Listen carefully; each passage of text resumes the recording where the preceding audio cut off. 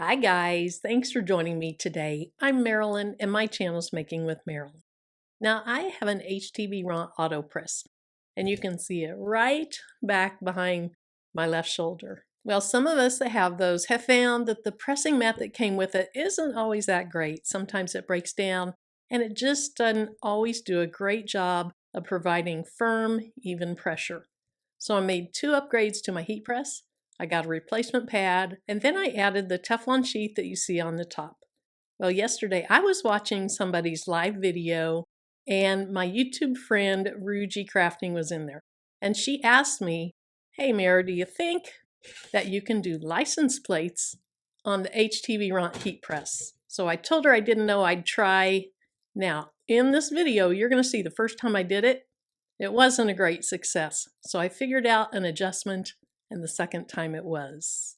So if you're interested in seeing how I made this license plate on my HTV Ront press, then keep watching the video. Now I don't go into the design in the video. If you'd like to see how that's done, let me know. I'll publish a separate one. So here's mainly what I'm going to use on today's video. I have some huge 13 by 19 sublimation paper. Now for this project, you could use 8.5 by 14, but this is what I'm going to use today. I have a license plate. It's a sublimation license plate, and it does have a film on it. So I want to go ahead and remove that film so I don't accidentally forget. Because if you don't take the film off, it's not going to sublimate well. Then I have some heat tape, some butcher paper to protect my press. And then, like I said in the video intro, I'm going to do this on my HTV Ront press. Now, I haven't made one of these on it, so we'll see if it works.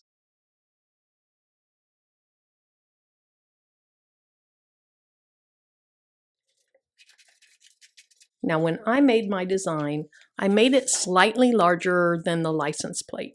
The license plate is 6 by 12, so I made it about 6.3 by 12.5. I wanted it just large enough so you could see it outside of this. Let me show you what I mean.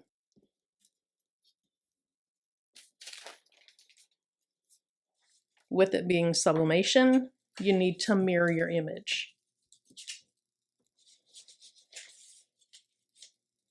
All right, so what I want to do is go ahead and flip this over. And I see there's film on the back too. Let me get that off.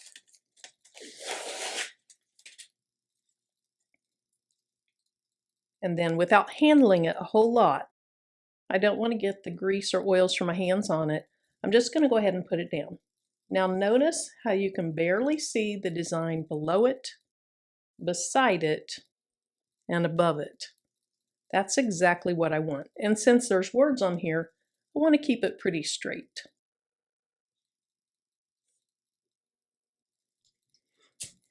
And then so that my design doesn't shift, I'm going to go ahead and put a few pieces of heat resistant tape on this.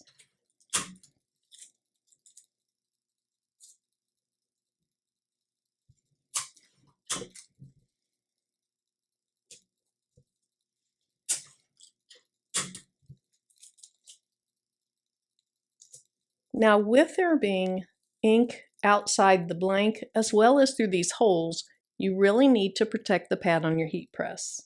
Now let me show you the heat press mat that I'm going to use.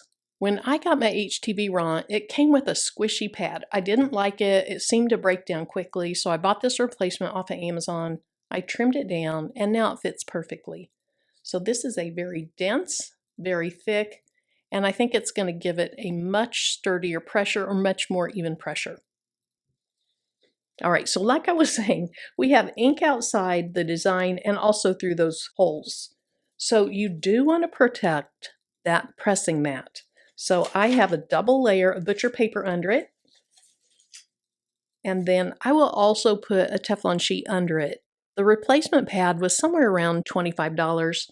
So it's not too expensive, but I want to keep it clean. It's much easier just to use butcher paper, and then just for added protection, I'll have that Teflon sheet underneath.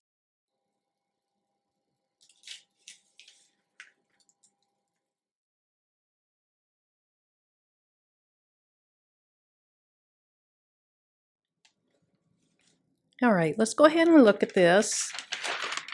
Now I want to see, is there any ink on that? There's not, so I can save this and reuse it.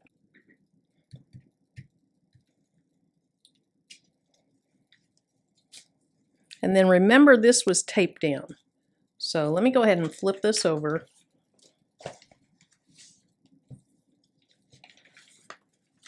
Now that's why I put the butcher paper under it. Let's see if there's any on the second layer. All right, the second layer looks clean. And then that's already cooled off quite a bit.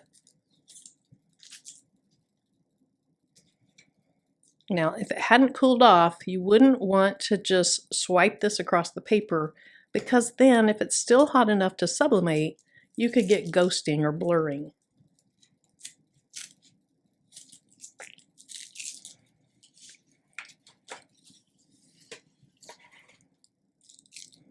All right, so I would say that is not a great press. The color in here isn't as dark as the colors out here. So I don't know that that HTV Ront heat press, the top platen, is flat enough. Something's going on to where it's just not even pressure. So I'm going to go ahead and try to place this back down on my paper and put it on my good old-fashioned press, and I'll try to repress it. Now you can see on the paper even that this took pretty well, this did not.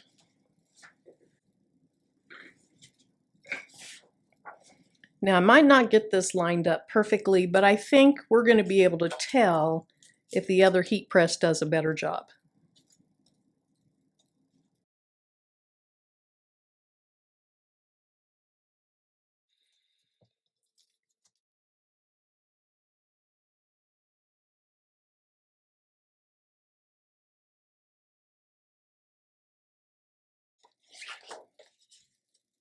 All right, that looks so much better.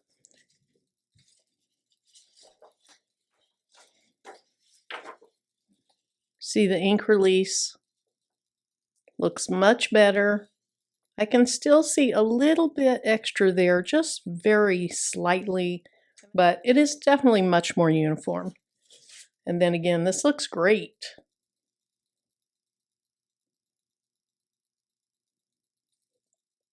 So if you try your HTV Ront press on a license plate, let me know if you had more success than I did.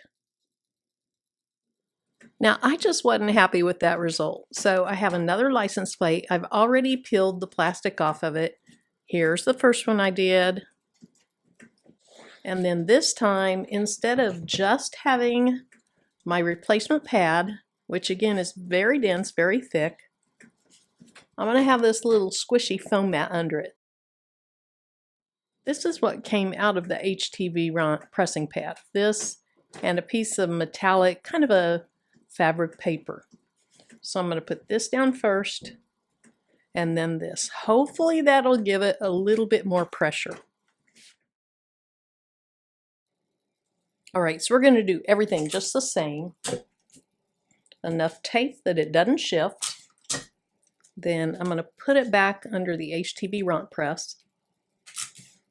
Hopefully with that extra pad, hopefully I'll get more pressure and it'll push this flat so I get even pressure.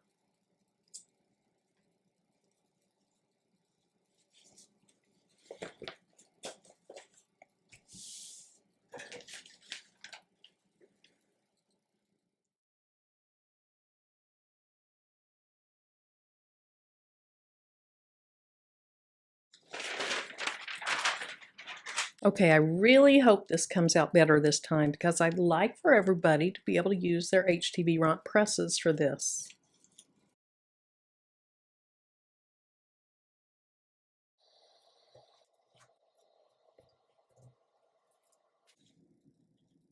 Oh, that is so much better. So much better than last time.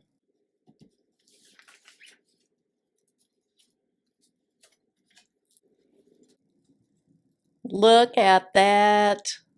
That looks great.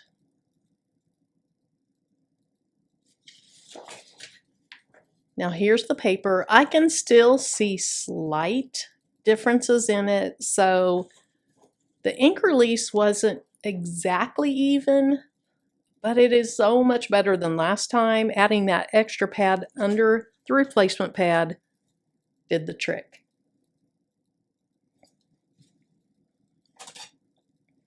So here's the one that I finished off under my traditional press. Here's the new one. They both look great.